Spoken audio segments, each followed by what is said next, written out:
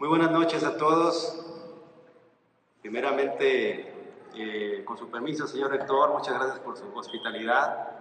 A la maestra Beltrán, al maestro Lorenzo Ramos, gran amigo, a la maestra Flores también, y a todos ustedes. Siempre ser el último en el hacer uso de la palabra, pues tiene sus ventajas y sus desventajas. Las desventajas pues son que ya se dijo todo, que nos tenemos y que siempre me ha dispensado con él. Por otra parte, quería yo recordar una anécdota. Hace poco más de un año, la CONCAM, el colegio, más bien la Confederación de Colegios y Asociaciones de Abogados de México, donde el maestro Lorenzo Ramos es un distinguido miembro, pues me hicieron el honor de darme la distinción del abogado del año 2016. En ese momento, cuando subo yo a la tribuna, pues yo les dije, usualmente en este tipo de eventos, el homenajeado, por llamar de alguna manera, pues debe de decir, pues yo creo que no me lo merezco, yo creo que no he hecho los méritos suficientes, considero que hay otras personas que tienen mejores cualidades para obtener ese reconocimiento.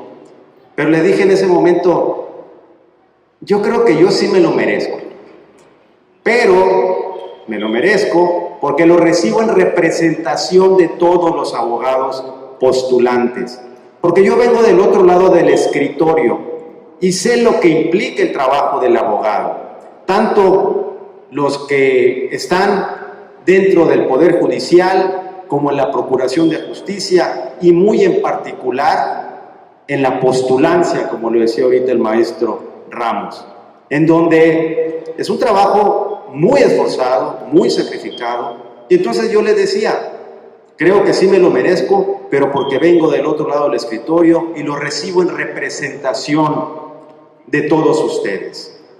Pero el día de hoy, en este evento en el que me invitan a ser el padrino de esta generación de maestros en derecho, en particular en juicios orales, aquí sí debo de reconocer que no me lo merezco.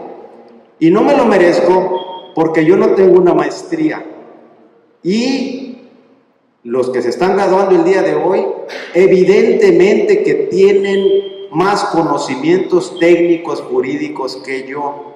Entonces, por eso sí considero en este caso que no me lo merezco, pero de cualquier manera se los agradezco mucho, de verdad. Para mí es un honor estar esta noche aquí con ustedes y sobre todo en esta etapa, en esta época coyuntural que vive nuestro país, en el cambio del sistema jurídico penal.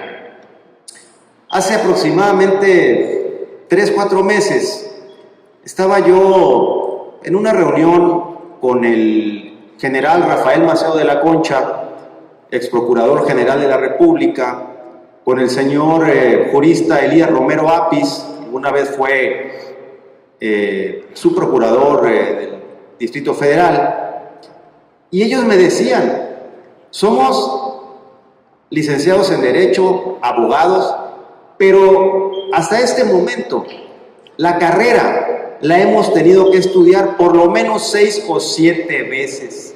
¿Por qué? Pues por los cambios que va teniendo la Constitución. Y eso era antes de que viniera este cambio tan radical en nuestro sistema penal. Entonces creo que aquí es donde aplica ese renglón del decálogo del abogado que dice que hay que estudiar porque el derecho es cambiante y que si no sigues sus pasos, cada día serás menos abogado. Y entonces ustedes en este momento están encarnando este renglón o este apartado del decálogo del abogado, porque se están actualizando, siguen estudiando. Y además no puedo dejar de reconocer el esfuerzo, el sacrificio que tienen que hacer todos ustedes para cursar este posgrado, y junto con ustedes sus familias. Y por ejemplo, pues dos circunstancias que acabo de ver. Veamos a Sandra Selene en este momento con su niño, con su bebé, sube aquí a recoger su reconocimiento. Es decir, eso demuestra el esfuerzo, el sacrificio, porque lo más probable pues que ella tiene que estar cuidando a su niño, pero aún así se dio el tiempo para cursar. Y no hablemos de los costos económicos, que también entiendo que tienen su valor. Y en tercer lugar, y se lo digo también ahorita por experiencia, no había tenido yo el gusto de venir a estas instalaciones tan funcionales, tan dignas. Felicito a esta institución educativa. Pero sí hay un detalle, parte de ese sacrificio que yo venía pensando en el camino. Pues nomás de pensar en toda la ruta que hay que tomar para llegar de la ciudad hasta este lugar, es parte del sacrificio también. Porque créanme, dije yo, bueno, tener que venir semanalmente o 2 veces o 3 veces a la semana implica tiempo, esfuerzo y costos. Entonces, sí los quiero felicitar por todo ese esfuerzo, por todo ese sacrificio. No quiero extenderme mucho, pero sí quiero aprovechar este foro para platicar un poco sobre la implementación del nuevo sistema de justicia penal aquí en nuestro estado. Fue un trabajo que requirió de un gran esfuerzo y de una gran voluntad de nuestra gobernadora, la licenciada Claudia Pavlovich Arellano, abogada también. Ustedes deben de recordar que para el mes de septiembre del año 2015, Sonora se encontraba en el último lugar del país en la implementación, sin infraestructura, sin armonización del marco jurídico al Código Nacional de Procedimientos Penales y con una capacitación de los operadores del sistema muy, pero muy mínima. Se tenían solamente 10 meses para implementarlo aquí en el estado, tomando en cuenta esos 3 rubros. Y el presidente de la República había sido muy claro: no va a haber prórroga. El 18 de junio del 2016 entra en vigor en todo el país y se implementa el nuevo sistema de justicia penal acusatorio adversarial. Estamos nosotros acostumbrados, los mexicanos, lamentablemente, a las prórrogas.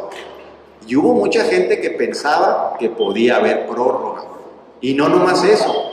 Había también ciertos sectores que la siguen teniendo, que tenían resistencia a la implementación de este nuevo sistema.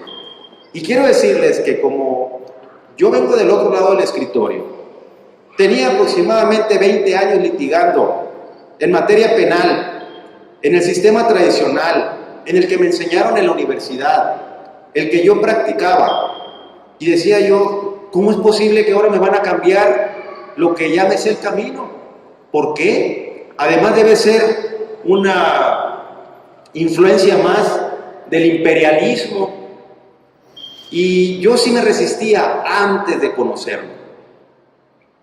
Pero bueno, llega el momento el proceso de cambio de administración, de entrega-recepción, y la en ese entonces gobernadora electa me dice: oye, te quiero encargar a ti que estés al pendiente y que se tomen las medidas necesarias para que en tiempo y forma se implemente en Sonora. Para esto el señor Alejandro Martí a nivel nacional había hecho un pronunciamiento en el que decía que Sonora era una vergüenza en lo que era la implementación del nuevo sistema, porque se encontraba en el último lugar y no había tenido ningún avance.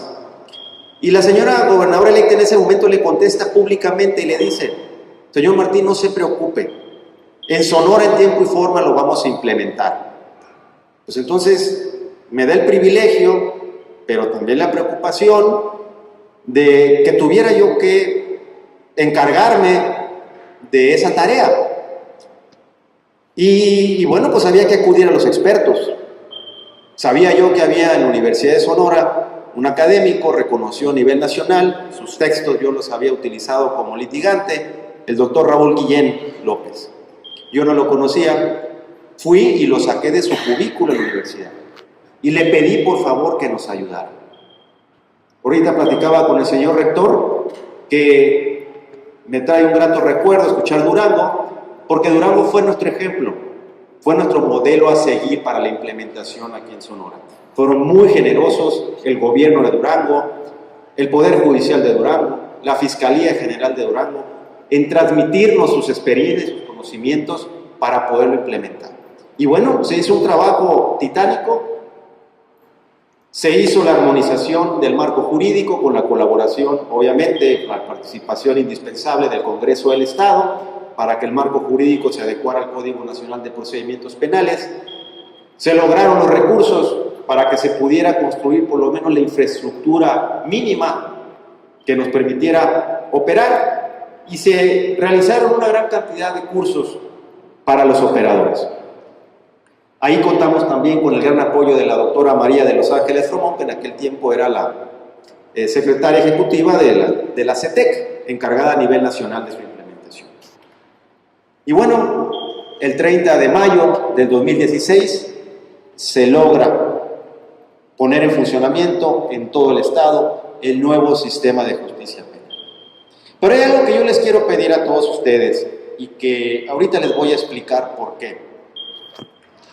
Yo quisiera pedirle a ustedes que son maestros en Derecho, que pudieran convertirse en aliados del nuevo sistema de justicia penal. Ahorita el doctor Martín Terán lo manifestaba. No hay vuelta para atrás, no hay regreso. Pero no nomás es eso, sino que a estas alturas, y esta ya es una opinión de tipo personal, yo estoy convencido de que el nuevo sistema, con los defectos que pueda tener, es por mucho mejor que el sistema tradicional. ¿Y cuál es el parámetro para poder emitir ese juicio? Considero yo que hubo un error al momento de las campañas en las que se estaba socializando la implementación del nuevo sistema, antes de que entrara en vigor, en el que se anunciaba por el gobierno federal que el nuevo sistema de justicia penal es el que iba a venir a resolver el problema de la criminalidad, que es el que iba a venir a erradicar a la delincuencia. Pero no, ese no es el objetivo del nuevo sistema de justicia penal o del Código Nacional de Procedimientos Penales. El principal objetivo es cumplir de mejor manera con el postulado del artículo 17 constitucional, que señala que los mexicanos tenemos derecho al acceso a una justicia pronta, expedita, completa e imparcial. Aquí en Sonora ya tenemos poquito más del año con el sistema implementado. Y les voy a platicar algunos números. Ahorita ya está implementado, ahora sí podemos hablar de resultados. Ya no podemos hablar de cuál es la proyección o qué es lo que se espera. ¿Y cuáles son los resultados aquí en Sonora? En este momento, en los mecanismos alternativos de solución de controversias, conciliación, mediación, justicia restaurativa, se han celebrado más de 8,000 acuerdos reparatorios, en donde la víctima otorgó su consentimiento y se le reparó el daño. Obviamente que en su mayoría son delitos patrimoniales, fraudes, abusos de confianza, despojo, robos sin violencia. 8,000 controversias o conflictos que se resolvieron sin necesidad de llegar al desgaste de toda una averiguación previa, de toda una consignación, de toda una preinstrucción, de la instrucción, de la sentencia, de la apelación y del amparo. Si consideramos que un juzgado atiende en el año aproximadamente 1,000 expedientes, un juzgado penal, bueno, pues ahí ya nos ahorramos 8 juzgados en un año.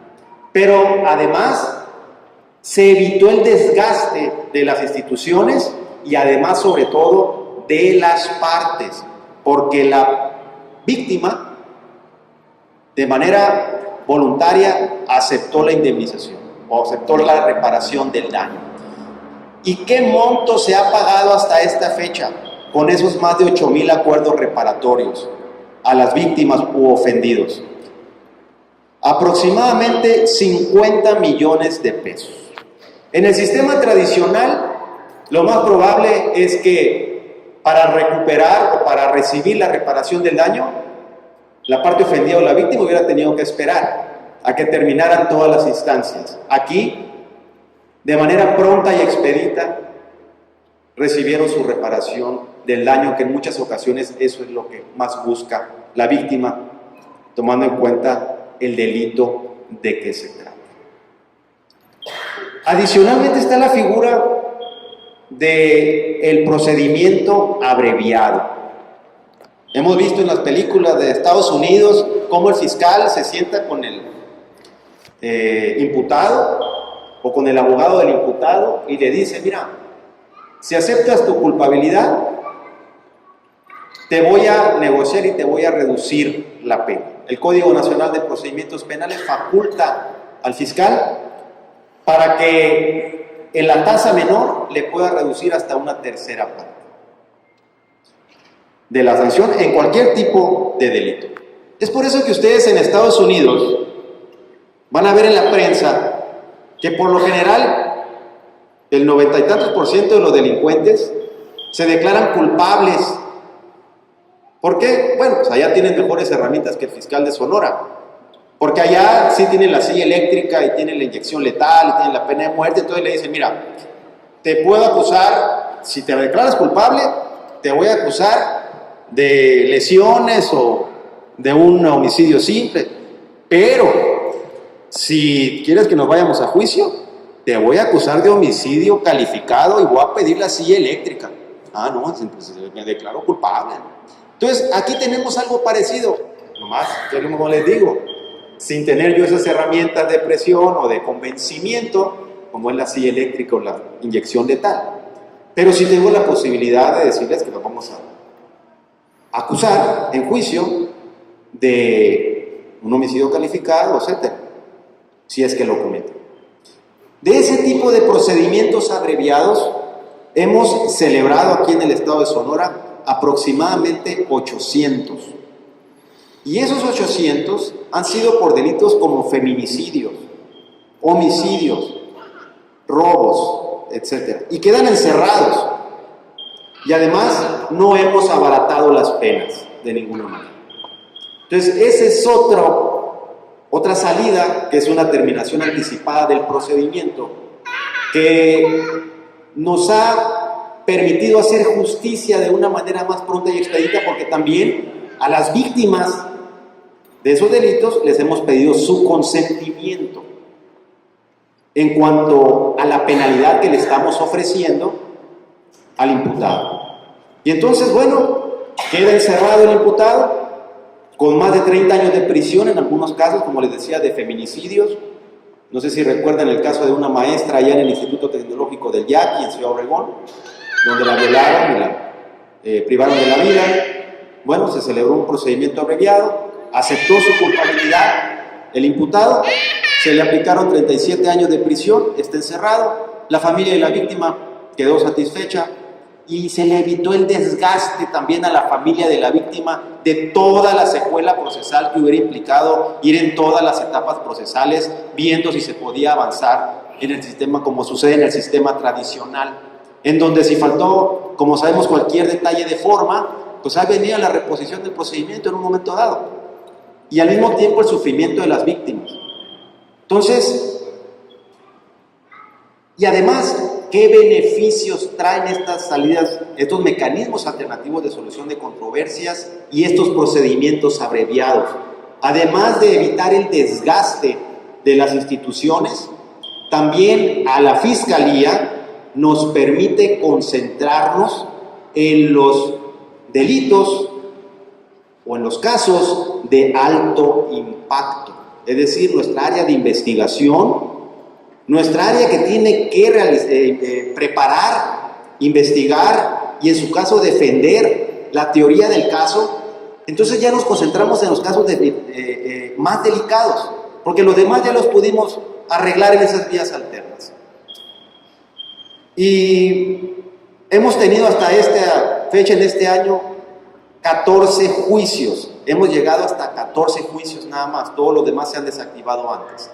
Y en los 14 juicios se ha logrado la condena. El día de hoy se acaba de dictar en un juicio por el delito de violación. No sé si recuerdan ustedes, hace menos de un año allá en la colonia Las Quintas, a una muchachita la viola pues una persona y bueno, se lleva la secuela procesal a través del nuevo sistema de justicia penal. El miércoles pasado se lleva a cabo, el martes o miércoles se lleva a cabo la audiencia de juicio, se le declara culpable. Hoy se lleva a cabo la audiencia de individualización de sanciones y se le aplican más de 30 años de prisión. Entonces, en los juicios hemos tenido resultados exitosos, porque los 14 se han ganado. ¿A qué voy con esto cuando les pido que sean nuestros aliados? Se ha hecho a nivel nacional, y Sonora no ha sido la excepción, una campaña de que el nuevo sistema propicia una puerta giratoria y que además es el culpable de que haya más delincuencia. Reuniéndome yo con ganaderos que venían a quejarse del abigeato, pues uno de ellos, pues yo creo que era ingeniero agrónomo, veterinario, no sé, pero le digo, bueno, vamos viendo cómo podemos coadyuvar o cómo podemos trabajar en coordinación para erradicar ese delito. Y nos dice uno de ellos, ese que le digo, lo primero me dice es que hay que cambiar la ley. Hay que cambiar ese nuevo sistema porque no sirve, porque a todos los que detienen al siguiente día están sueltos. Entonces ya le pregunto yo, ¿y usted es abogado? No, pues soy ingeniero agrónomo. ¿Y usted ha ido a alguna audiencia de control? Allá a la sala de oralidad para ver eso que me está diciendo. Pues no. Ay, entonces ¿por qué me dice? No, pues es que yo lo escucho. Pues no es así, señor, no es así. Vaya, por favor, el Código Nacional de Procedimientos Penales requiere algunos ajustes, pero en mi concepto, como está, es suficiente. Tenemos las herramientas suficientes para investigar y perseguir a los delincuentes y también para juzgarlos y penalizarlos. Lo que les dije yo, sí, lo que necesitamos es recursos económicos, porque en las fiscalías es donde se concentra la mayor parte del trabajo, porque es importante que el menor número de casos lleguen a la etapa de juicio, si no el sistema se colapsa. Y entonces, bueno, he ido visitando grupos productivos y todos tienen en su imaginario esa misma impresión de que el nuevo sistema de justicia penal representa una puerta giratoria. Aquí en Sonora hemos tenido una gran coordinación con el Poder Judicial del Estado. El nuevo sistema prevé los conversatorios, en donde nos reunimos desde las policías municipales, la Policía Estatal Preventiva, la Agencia Ministerial de Investigación Criminal, la Unidad de Medidas Cautelares dependiente de la Secretaría de Seguridad Pública, la Fiscalía y el Poder Judicial del Estado. Y allí unificamos criterios, porque recuerden ustedes también que en derecho todo es opinable. Entonces, ahí nos ponemos de acuerdo en términos generales, en qué momento hay que leerle sus derechos al imputado cuando se le detiene en flagrancia, para que no se nos caiga en su momento precisamente la audiencia de control y no nos liberen. El caso urgente, cómo se va a aplicar, etc. Y eso ha permitido, esa coordinación ha permitido, considero yo, que en Sonora esa puerta giratoria no exista. Y les digo, los invito a que vayan a las audiencias de oralidad para que vean cómo nuestros agentes del Ministerio Público de Litigación se baten ahí en las audiencias, cómo cara a cara le hacen la imputación a delincuentes de alta peligrosidad y cómo técnicamente están capacitados precisamente para lograr la prisión preventiva y en su momento la condena de los imputados. Entonces, con el paso del tiempo, yo estimo que, digo, es lo que se refiere, que a lo mejor en 10 años podrá ya permear y socializarse debidamente el nuevo sistema. Pero mientras es importante que vayamos avanzando en la socialización y en la concientización, porque vuelvo a lo que les decía en un principio, el nuevo sistema, el Código Nacional de Procedimientos Penales, no fue diseñado ni creado, su objetivo principal no es el de combatir a la criminalidad, al crimen organizado. Es, como les decía hace un momento, para de una manera más efectiva lograr el postulado establecido por el artículo 17 constitucional. Y el caso de Sonora lo está demostrando. Y estoy seguro yo que al paso del tiempo se va a ir puliendo y va a ir mejorando. Y ustedes que tienen esta capacitación, pues definitivamente que van a llevar ventaja sobre todos los demás. Porque volvemos al decálogo del abogado, ustedes siguen estudiando.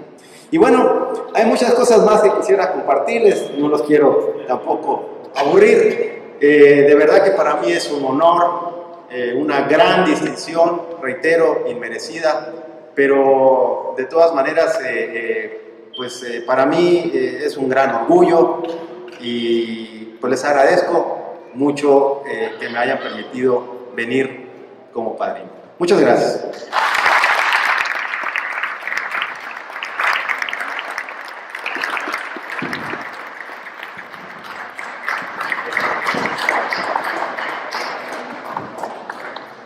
Agradecemos las palabras del licenciado Rodolfo Arturo Montes de Oca Mena, fiscal general de justicia del Estado de Sonora.